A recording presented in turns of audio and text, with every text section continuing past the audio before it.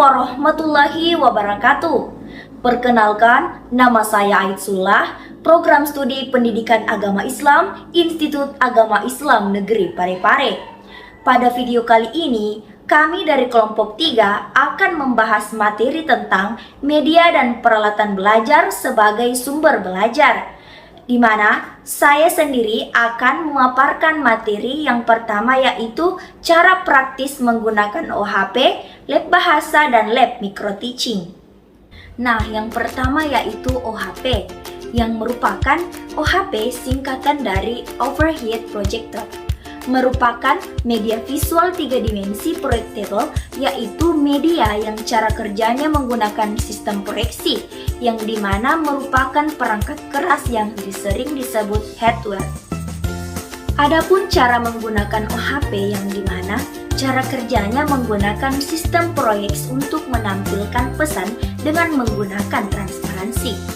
Adapun langkah-langkah yang harus dilaksanakan dalam menggunakan OHP antara lain yang pertama, pasanglah layar OHP di depan kelas, kemudian tempatkan OHP di muka kelas dengan kepala menghadap ke layar. Kemudian jarak antara OHP dengan layar sekitar 1,5 sampai 2 meter. Selanjutnya, sesuaikan tegangan listrik yang terdapat pada OHP dengan sumbernya, lalu masukkan steker OHP pada stop kontak yang telah tersedia. Kemudian, siapkan transparan yang berisi informasi atau pesan secara berurutan yang untuk disajikan kepada siswa. Kemudian, letakkan transparan yang berisi program di atas cermin OHP. Lalu, tekanlah tombol on untuk menyalakan dan tombol off untuk mematikan lampu OHP. Kemudian periksalah sekali lagi tulisan pada layar. Apabila masih kabur, putarlah alat untuk memfokuskan tulisan yang terletak pada tangkai lensa. Kemudian mulailah menjelaskan pesan dengan menghadap pada siswa dan gunakan alat petunjuk tulisan yang terdapat pada transparan. Lalu terakhir, tutuplah tulisan pada transparan yang tidak diterangkan dengan kertas biasa.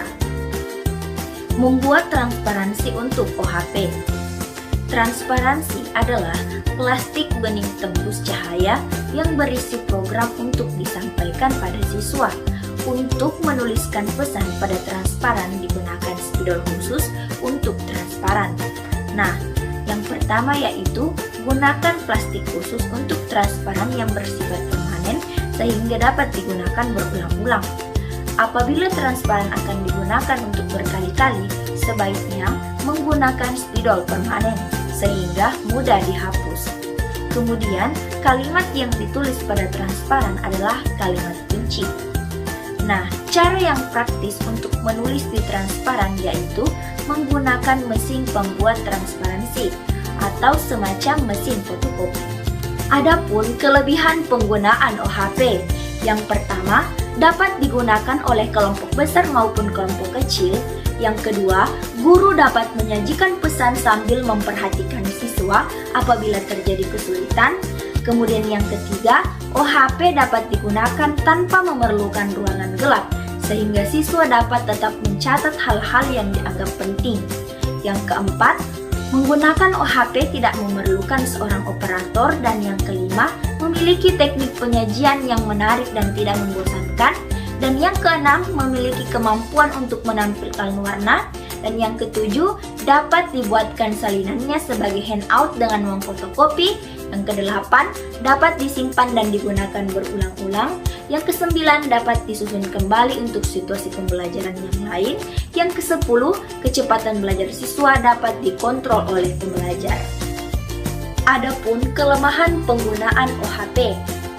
OHP memerlukan tenaga listrik yang cukup besar, kemudian kekuatan lampu OHP terbatas sehingga sewaktu-waktu lampu dapat putus atau mati. Yang ketiga, belum semua sekolah memiliki OHP. Dan yang keempat, tata urutan mudah tertukar dan kacau. Selanjutnya, laboratorium bahasa. Laboratorium bahasa adalah alat untuk melatih siswa mendengar dan berbicara bahasa asing dengan jalan menyajikan materi pelajaran yang disiapkan sebelumnya.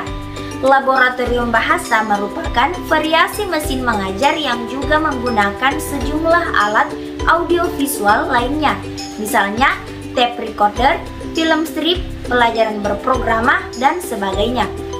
Laboratorium bahasa mempunyai 3 tipe, yaitu yang pertama audio pasif, yang dimana jenis tipe ini terdiri atas perekam utama dan kontak pandang. Yang kedua audio aktif, yang dimana terdiri atas perekam utama, kontak pandang, dan mikrofon. Kemudian yang ketiga audio aktif komparatif, yang dimana terdiri atas perekam utama, perekam suara, headphone, ponsel atau panel, dan berisi tombol-tombol pengatur kegiatan. Selanjutnya, penggunaan laboratorium bahasa. Guru bahasa hendaknya memiliki keterampilan untuk menggunakan laboratorium bahasa dengan cara yang pertama, dapat berhubungan dengan tiap murid melalui perekam utama. Yang kedua, harus mengontrol kemajuan tiap murid. Yang ketiga, bila perlu mengajukan pertanyaan kepada siswa atau menjawab pertanyaan siswa. Yang keempat, memberikan penjelasan kepada siswa apabila diperlukan. Bagi siswa, hendaknya siswa itu dapat belajar sendiri-sendiri atau secara individual. Yang kedua, apabila diperlukan bisa meminta bantuan kepada guru. Selanjutnya, laboratorium microteaching, yang dimana laboratorium ini dikhususkan untuk praktek pembelajaran di ruang kelas. Ruangan laboratorium microteaching juga dapat dimanfaatkan untuk pelaksanaan kegiatan pengembang keterampilan yang diselenggarakan oleh dosen, tenaga kependidikan, maupun mahasiswa. Laboratorium microteaching terdiri dari 2 ruangan.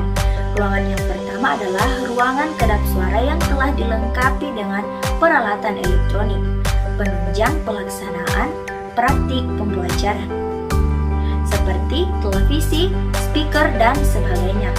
Di ruangan ini juga tersedia alat pembelajaran konvensional seperti whiteboard atau papan tulis yang masih diperlukan selama proses praktik pembelajaran.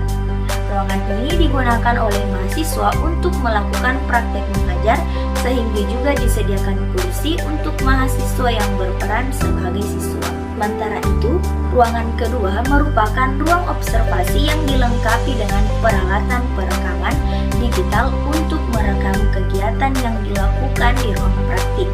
Di ruang ini, dosen melakukan pengamatan terhadap pelaksanaan praktek serta merekam kegiatan yang berlangsung.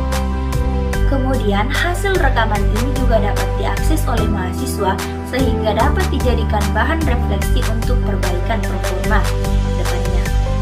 Lab microteaching menyediakan fasilitas praktik atau latihan bagi calon guru atau tenaga kependidikan untuk berlatih atau memperbaiki dan meningkatkan keterampilan pembelajaran yang pada hakikatnya merupakan latihan penerapan pengetahuan, metode, dan teknik mengajar atau ilmu keguruan yang telah dipelajari secara teoretik.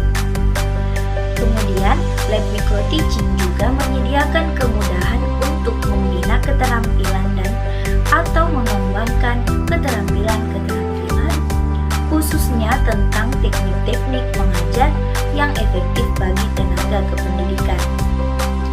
Kemudian, laboratorium microteaching menyediakan fasilitas dan kondisi spesifik untuk membimbing calon guru atau tenaga kependidikan yang mengalami kesulitan melaksanakan keterampilan-keterampilan tertentu dalam proses belajar mengajar. Laboratorium microteaching digunakan untuk meningkatkan keterampilan mengajar sehingga pada gilirannya lebih mampu memberikan bimbingan-bimbingan profesional kepada guru-guru di sekolah. Keberadaan lab microteaching sebagai bahan uji coba bagi para pakar di bidang pendidikan. Adapun karakteristik microteaching. Yang pertama, jumlah berkisar antara 5-10 orang. Yang kedua, waktu mengajar terbatas sekitar 10-15 menit.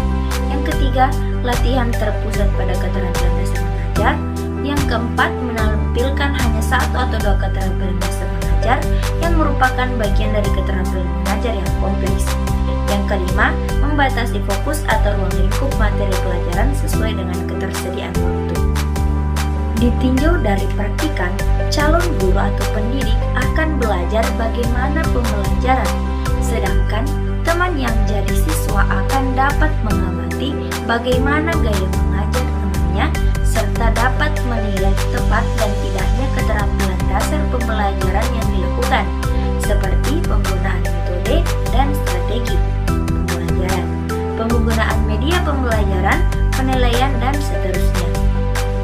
Kemudian, pembelajaran mikro adalah pembelajaran yang sebenarnya dan praktikan harus membuat rencana pembelajaran, melaksanakan pembelajaran sesuai dengan rencana pembelajaran yang telah dibuat sehingga dapat mengelola kelas dan menyiapkan perangkat pembelajaran lainnya yang dapat mendukung proses pembelajaran.